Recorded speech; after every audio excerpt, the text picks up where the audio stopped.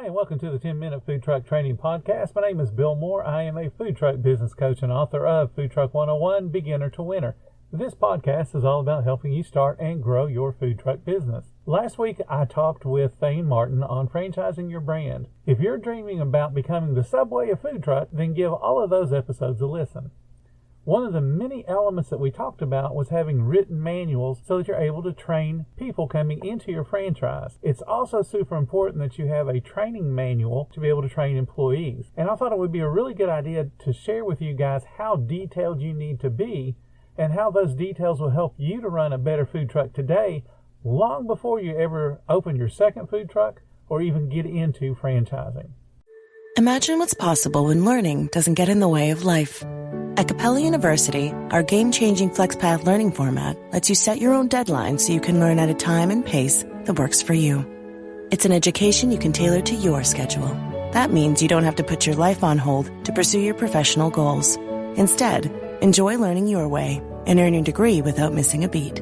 A different future is closer than you think with Capella University.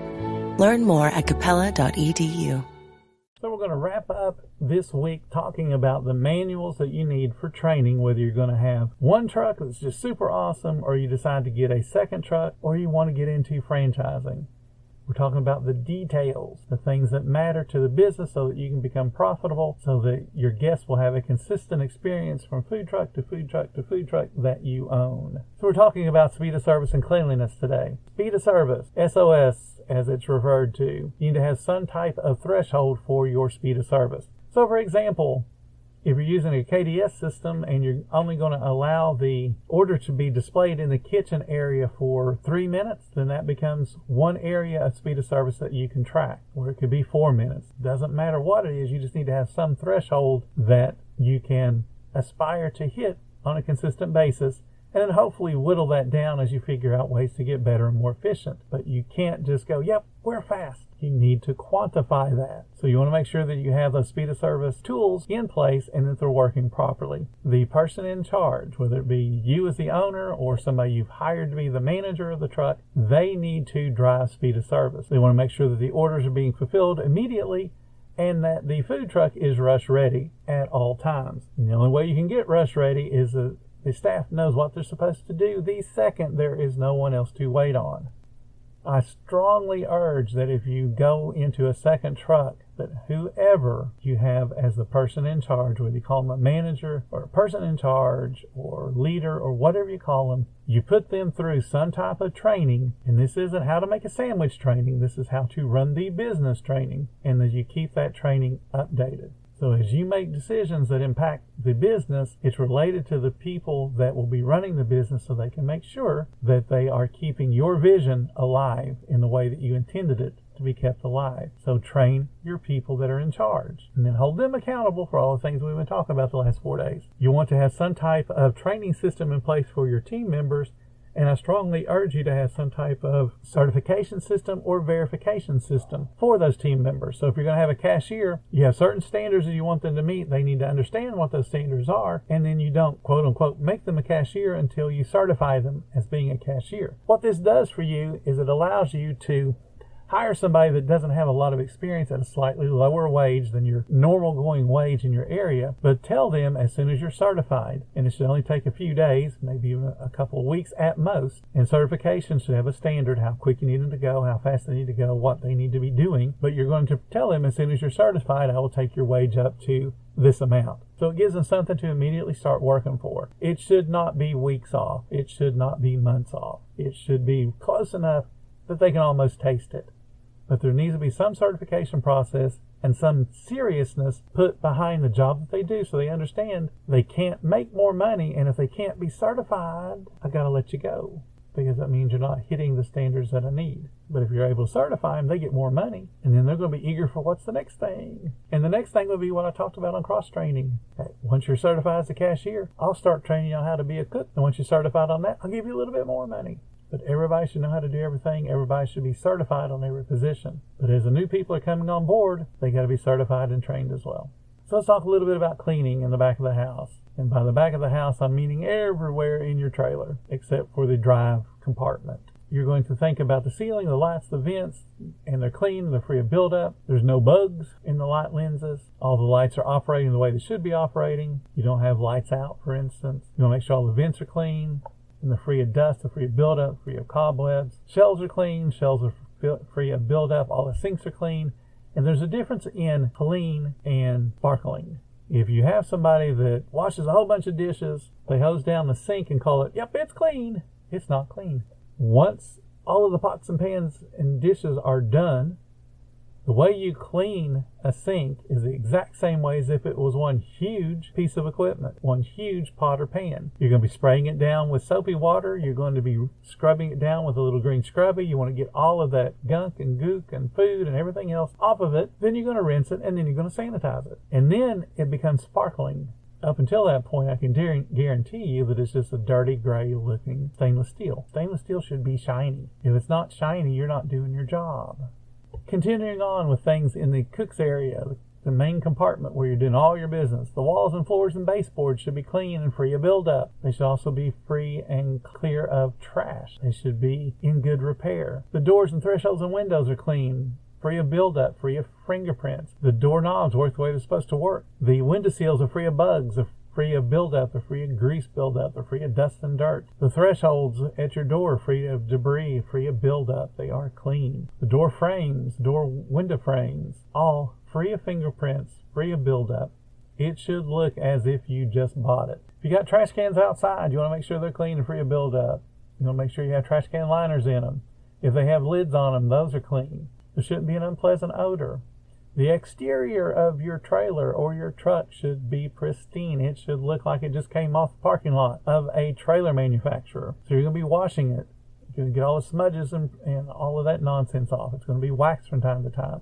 You're going to make it look sharp. You want to check out the wrap, make sure it's not been cut or torn or got other issues with it. You're going to take a critical look at all of the exterior, as well as where you're parked at. So if you're parked somewhere, it should look clean. There shouldn't be a lot of trash laying around, especially if it's got your logo on it. And even if it doesn't have your logo, go pick it up. You want to make sure that the area looks inviting to people. There's no cigarette butts all laying around.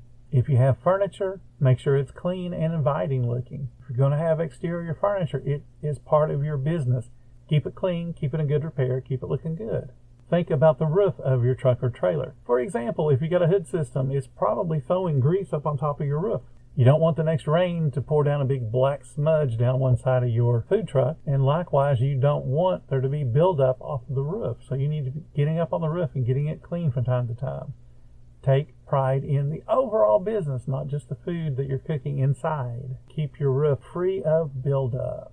Let's talk just real quick about equipment.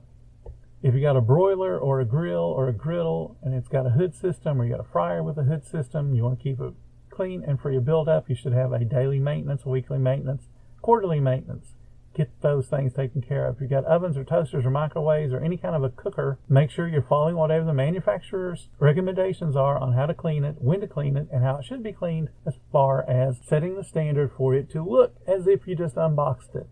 The only thing that should be wrong with any of your equipment is the scarring that it gets when we get in operation. But it should not have buildup. It should not look dirty. Most everybody does have a reach-in cooler, reach-in freezer, clean, free of buildup. The fan areas are clean. There's no dust buildup. There's no problems with the fan area. They're not obstructed. There's not dents in there. You want to keep the back part clean so that the condensers don't end up getting clogged up with dirt and dust and debris, and then all of a sudden your temperature is no longer being maintained in those units. And it's the same for steam tables and product holding units and fry bagging stations. All of those got to have the same quality to them. They're neat, they're clean, there's no buildup, they are shiny, looking as good as they possibly can. And remember, all equipment has a top as well as a bottom, as well as legs or wheels. Clean those things. I like to tell my employees when they would sweep the floor that the floor does go all the way back underneath that equipment. When they're cleaning the equipment, they clean the top can and go, yep, I'm done. No, the equipment is not free floating. It has legs, and those legs go all the way down to the floor. You need to clean those. Your standards have to be super high if you plan on opening a second truck, if you plan on opening a franchise. You can't just accept that what you're doing today is good enough. You might be super profitable, but your standards have to be elevated when you start involving people outside of you and outside of your family. Keeping along the equipment, you're going to have prep equipment like onion slicers, tomato slicers, meat slicers, lettuce choppers, prep tables, all of those things. Same deal. Got to be clean, free of debris, free of buildup, and got to be well maintained. If it's supposed to be greased or oiled, it needs to be greased or oiled when it's supposed to be. Take care of your equipment, and it'll take care of you and keep you profitable. Think about all the small wares, pots and pans that get dropped and dented and bent. Take the time to straighten out those corners so they rest in the steam table or in the refrigeration unit the way they're supposed to. Because if you allow those bent corners to be bent downward and it raises up the pan just that little teeny tiny bit, now you're losing the steam from the steam tables. Now you're going to have to be changing the water more frequently, and the food's not going to be as hot as it should be.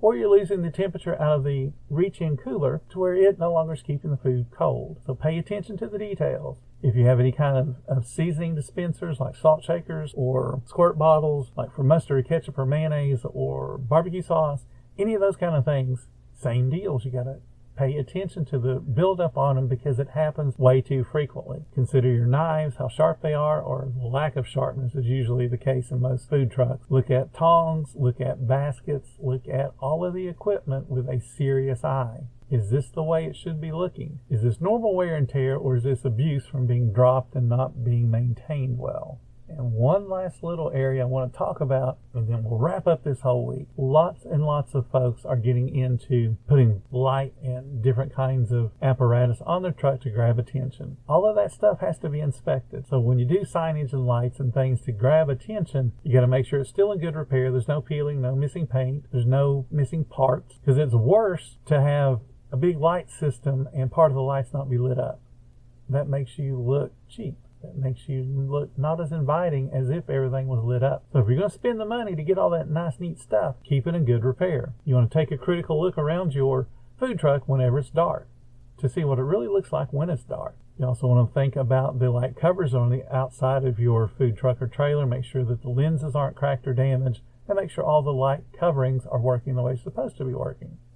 And if you're one of those folks that has gotten into having TVs on the outside of your business, for your menu board, that's awesome, but make sure that it is in good repair as well.